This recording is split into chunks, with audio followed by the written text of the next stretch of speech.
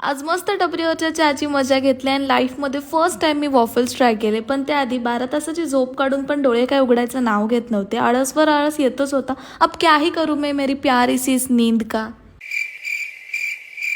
उठल्याबरोबरच गरम पाण्यात ओवा आणि बडीशोपची पावडर घालून पिले. दात वगैरे घासण्याची काय आमच्यात पद्धत नाही. 2 मिनिटासाठी माझी नजर इकडची तिकडे झाली तर ओरू लोकांना 3rd फ्लोअरवरनं सर्कस करून दाखवते. ती बाईसाहेब टॅलेंट बोलते. कसला टॅलेंट, डोक्याला ताप आहे नुसता मला. दिवसभर करायला असं काही नव्हतं म्हणून संध्याकाळी मस्त बाहेर फिरायला निघालो. Long ride you know.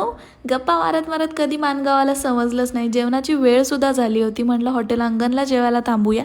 Typical Marathi माणसाच्या रिच्युअल फॉलो करत आम्ही मसाला पापड मागवलं.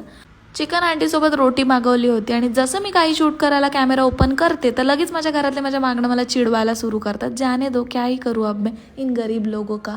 आता गरीब म्हणलं तर लगेच सिरियस होऊ नका. ह्यांच्यामध्ये गरीब फक्त मीच आहे. मुफ्त की रोटी तोड रही हूं इनके जीव पर. अरे कहना क्या चाहते हो.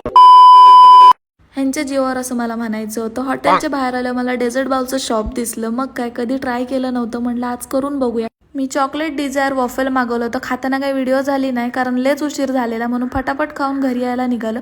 एवढी छान लॉंग राईड झाली म्हटल्यावर ती चहाची क्रेविंग तर होणारच. महाडला येऊन मस्त गरमागरम चहा पिली, त्यासोबत थंड वेदर आणि समोर शेकोटी. आहा, भारी मुवमेंट झाला होता. चला तर आजसाठी बस एवढंच. भेटूया आपण नेक्स्ट व्लॉगमध्ये. तोपर्यंतसाठी बाय.